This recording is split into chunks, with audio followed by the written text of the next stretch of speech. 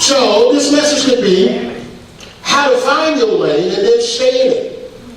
And listen, every person in this church, those watching me by social media, everyone watching me, listening, everyone has a lane and a purpose and a job to do in the kingdom. And if you don't do it, it's going to go left undone. And listen to this.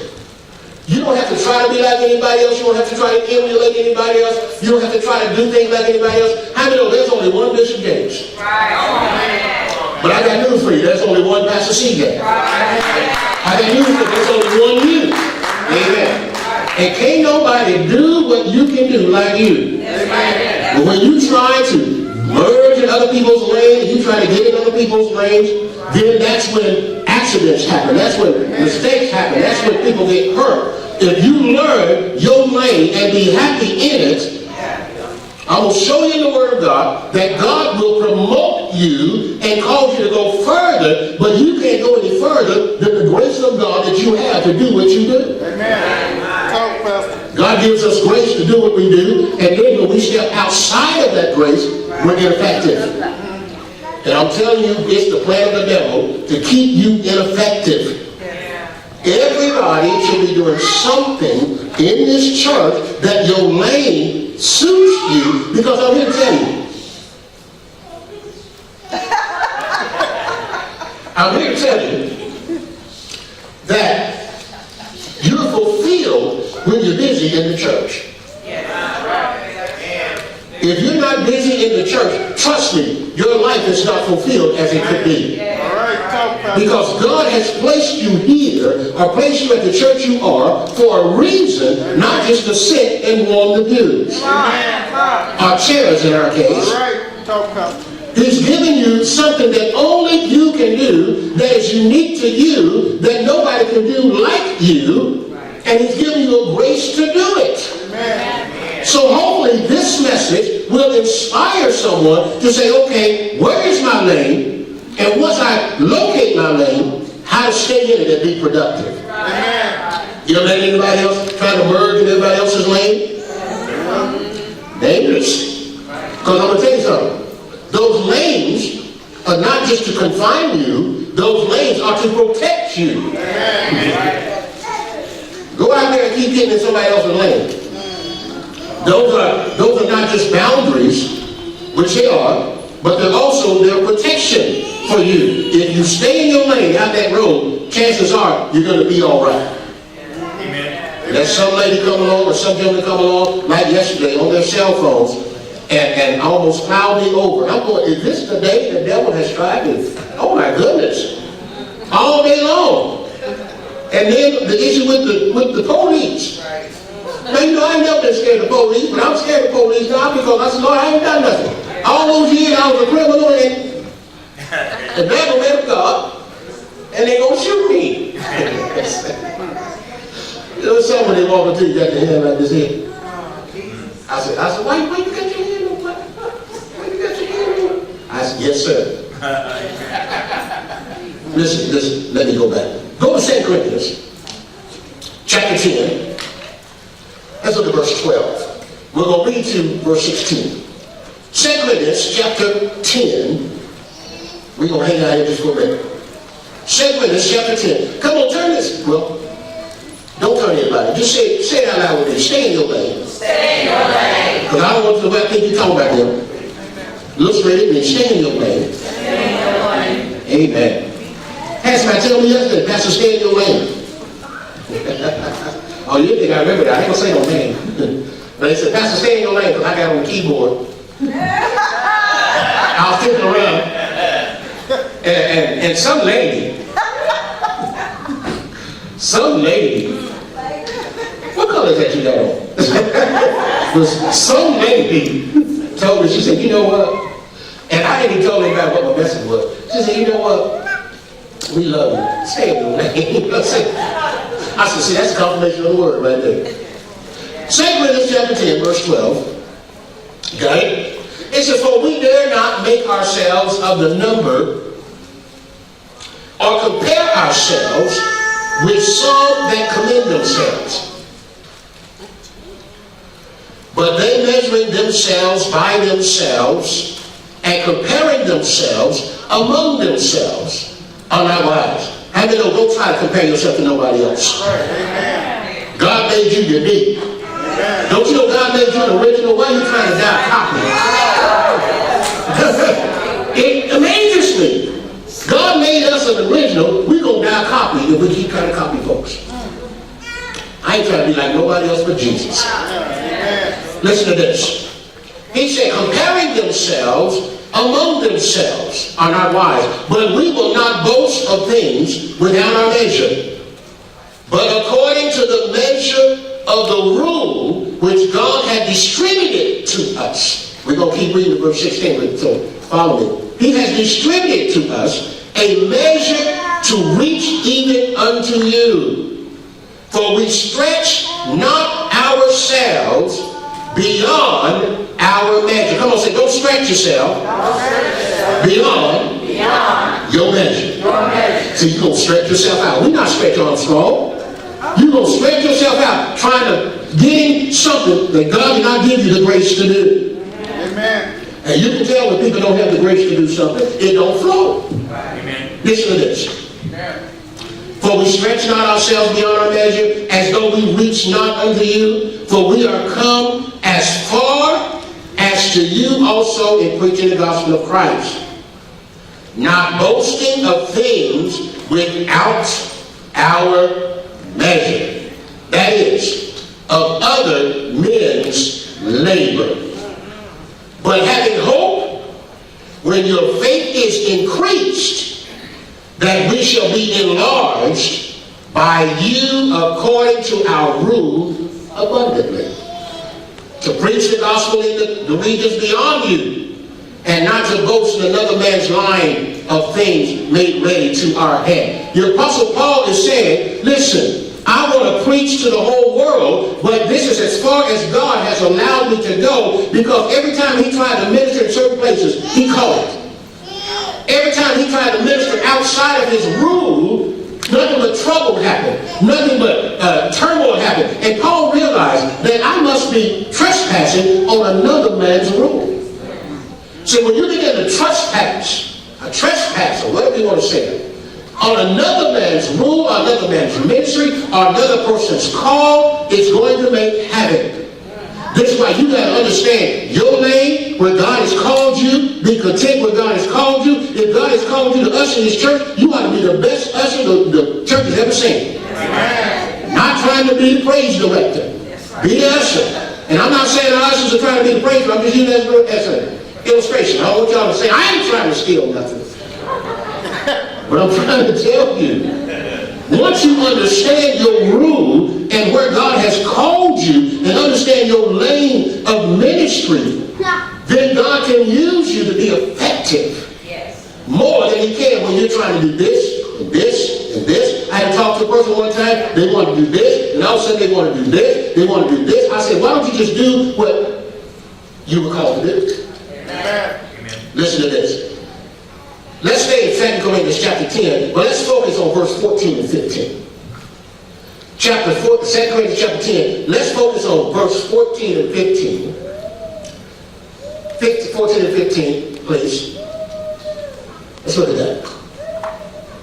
Hallelujah. It says, for we stretch not ourselves beyond our measure.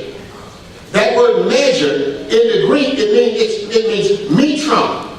And what that means, it is a place of activity, a place of authority, and it has limits. It has a limited power. So when you try to do something that God really had graced you to do, you have limited power and you're ineffective.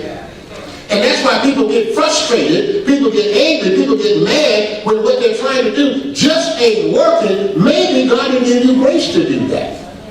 And you're trying to go into another rule, another man's measure. It says, for we stretch not ourselves beyond our measure, as though we reach not unto you, for we are come as far as to you also in preaching the gospel of Christ. One more, please, verse 15.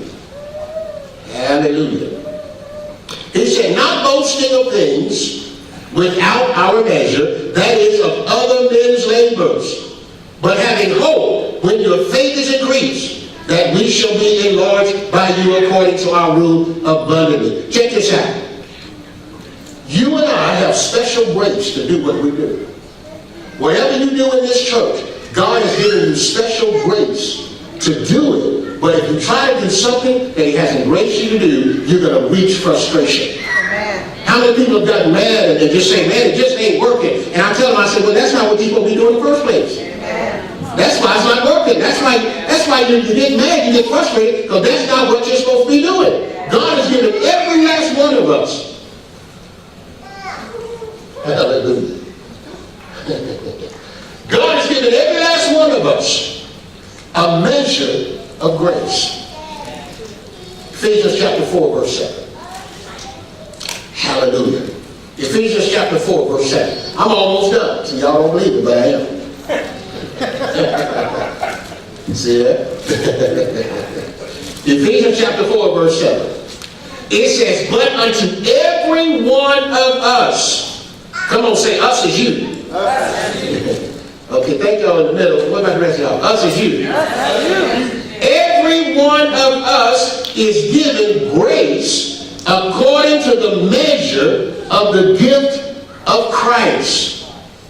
In that place that God has gifted you, you will have authority, you will have confidence. If you ain't got no confidence in what you're doing, you're probably not supposed to be doing it. You will have authority, you will have confidence in your lane. Amen. You can't beat me being me. I don't care who you are. I don't care who you can't beat me like me. You just can't do with the stuff I use, I'm telling you. But it's for me. Right. I wish somebody, have you ever met somebody trying to beat you? I do not know why in the world people would want to be Pastor CJ. I can't even fathom. I have met several people that thought they wanted to be me until they gave me a little taste of my life. And they said, I don't believe that's my gift. I know if God thought you could do it, He would have given it to you. So that's why I look at things, man. I don't envy people that's doing certain things that I want to do, because I understand something. If I'm faithful where God has called me, then my faith will be increased. He will enlarge me to do something else later on down the line. Because I remember, I didn't start out pastoring. I started out as a doorkeeper in the house of the Lord. And I was faithful until my pastor told me, okay, it's time for you to move doing something else. And I'll be honest with you, I didn't start as being a doorkeeper. I came to the pastor, I said, man, I'm ready to be used. I said, use me, man. God called me to preach, use me. I'm ready. He said, you ready, brother? I said, I'm ready. Man, I had my scriptures ready, I had my message ready, I had my sermon ready. I said, I'm about to sling this church. He said, you ready, son? I said, Pastor, I'm ready. That man went in the closet, brought out a bucket and a mop, and brought out some sponges and some soap, and brought out some Windex, and said, okay, start with the men's bathroom. I said, the devil is a lie. What? So I'm ready to preach, man. He said, you ready to preach? He said, go in there and preach them stalls. Go in there and make sure the windows and the window, make sure everything's clean. He said, when you get through with that, I got something else for you to do. I felt like the boy in the Karate Kid. Wax on, wax off. I said, man, you ain't training me nothing. You just got me doing all your chores. He said, I didn't know he was training me because I was prideful. I mean, I knew God called me to preach. I knew He called me to preach, but I was prideful. And I was ready to slay the whole church world with my knowledge and what I thought I knew. And God was working on me. And He said, the first thing He did, He humbled me. How you know it's hard to be proud when you got your head in the toilet? It's hard to walk in pride when you cleaning the commodes. And I'm down there and I'm just cleaning. I said, this man has lost his mind. This man ain't hearing from God. And I'm scrubbing, I'm complaining, I'm talking to God. And all of a sudden I heard the Lord say, no, he heard from God. You too prideful.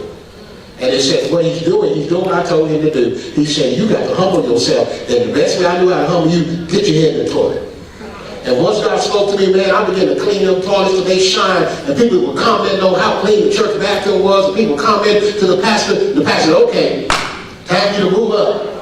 Finally, I'm getting ready to preach. I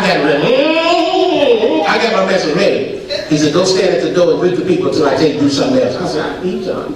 You know? stayed at that door as a doorkeeper for 3 years. And it was the best experience I ever had. I got to meet people. Matter of fact, that's how I met Pastor Tammy. She came through the door. I said, hello, it's me, California Dream. Hold on, I did somewhere else. But anyway, I met a lot of people at the door. And God used me at the door. God used me to minister at the door. Got a chance to minister at the door. I learned more about ministry at the door than I did behind the pulpit. I know you learn a lot about people when they come through the door. You know the attitude they have, and you see them fussing and fighting in the parking lot. And when they come in,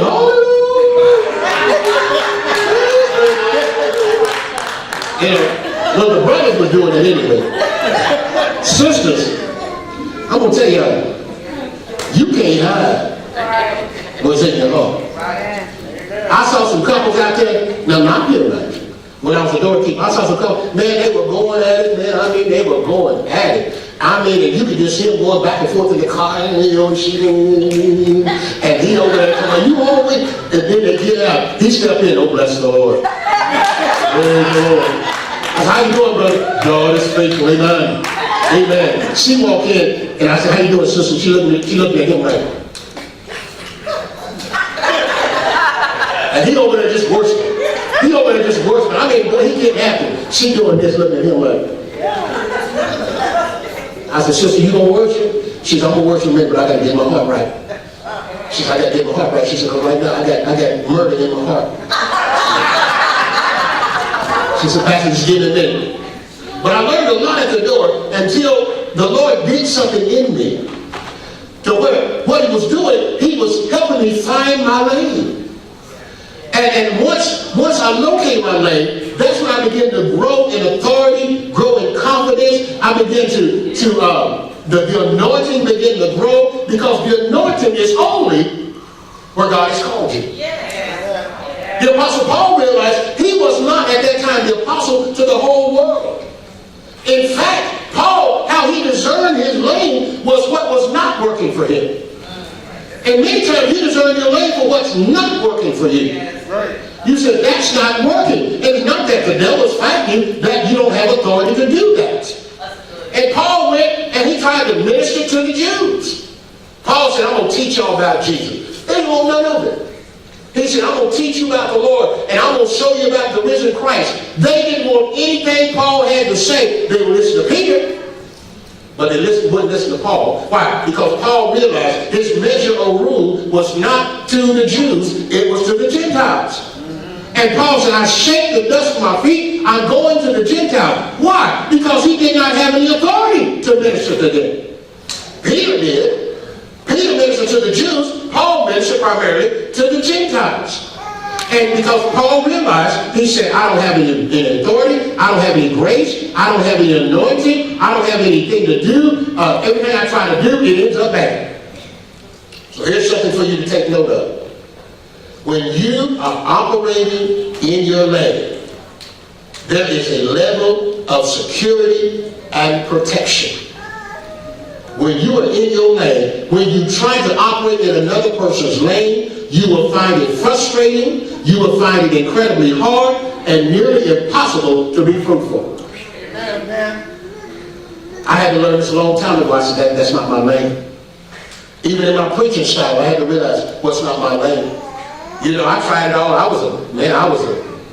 I got ordained, me, Bishop Gates, and Carlton Pearson, we all got ordained at the same time. We all had the same preaching style. We all preached the same and stuff. But I had to realize after a while, that was not my rule.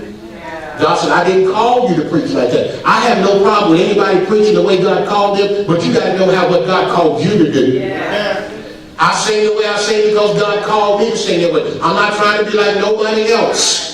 I teach the way I teach because that's the way God. See, once you understand it, then you have authority, and then you're not ashamed to preach and teach in front of anybody. Amen. Amen. But when I first started out, I was at this meeting, man, Kenneth Copeland and all these great teachers was there, and I had an opportunity to teach. I tell you, I was on nervous wreck. I said, what if I say something wrong? Well, they don't know if I mess up the scripture. The Lord told me, he said, listen, I've called you and I've given you this opportunity. I was there to park cars. I wasn't there to teach nobody. I was at this conference with all these pastors and leaders and teachers and so on, and I was one of the parking attendants. I was a minister, but I was there to park cars. I'm outside parking cars. And I got a flashlight. I was happy to do it because I knew I was just happy to be there. I'm parking cars and flashlights and everything. And the guy came and told me, he said, man, they want to see you. Because what happened, the keynote speaker couldn't show up, and they said none of them wanted to teach that night. And they said, is there anybody, any young minister here? They said, well, there's one out there parking cars. They came and got me. I think it was 500-600 ministers there. And they said, teach us something. And I began to teach. And you know what? After a while, the nervousness went away because I knew I was in my lane. Amen. And when you know you're in your lane, you may start out nervous, but it won't last because you know that you're in your lane. Whatever you call to do, I don't care if it's run a business, I don't care if it's in ministry, I don't care, whatever. If you know that's your lane, you will not be intimidated by anybody. Amen. Amen. So listen, how do you find your lane? Because some folks are running in everybody's lane. And I tell them, I said, listen, hey, you got to tell people love me. You can't be mean to folks. You got to tell people love me. Say, listen, do you have the grace to do what you do? So what do you mean? How is it going? They said, well, everybody's fighting me. That might be a sign. Sometimes people fight you because the devil is in it, but sometimes people fight you because that's not what you're supposed to be doing. And find your level of anointing, and find your level of authority, and find your level of grace. And now listen, this is how you locate your lane right here. This is how you do it. In the book of Acts, chapter 18, start at verse 5. Go to Acts 18, verse 5, if you would, please. The Apostle Paul was having trouble. He began to recognize the area where he did not have grace. Before you even read that, let me tell you this here.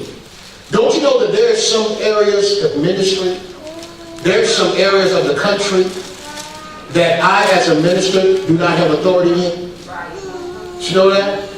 And I have to come in under the authority of the ministry that God has given authority in that area.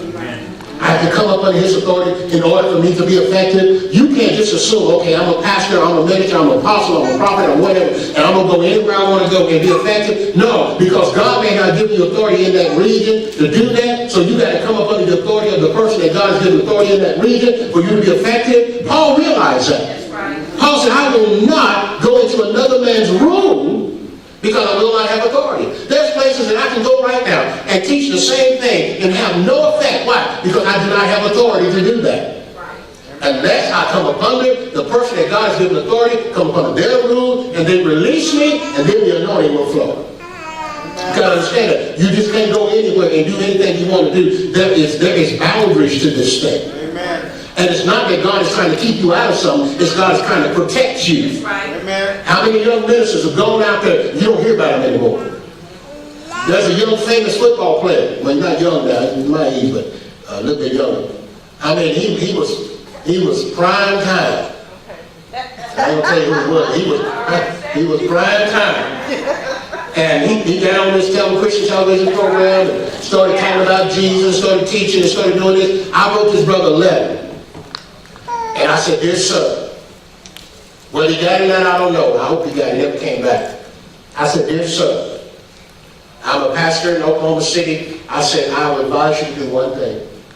Please sit down. Please learn. I said, because what's going to happen? They're going to push you out there because you're famous. Yeah. And they're going to put you on these programs. I said, and your character will not be able to keep up where they put you. Amen. I said, so please, go sit yourself under some minister somewhere and learn the word and learn how to minister. Because he was on TBN, he was on this network, he was on that network, and he was everywhere. And his life imploded around him. And now you don't hear him talk about Jesus nowhere. Because he did not have the authority out of the rule to go all over the international airways and do what he was doing. His anointing did not reach that level. And I want you to know, there are levels to your anointing. And when your faith increases, your level of anointing increases and your area of rule increases.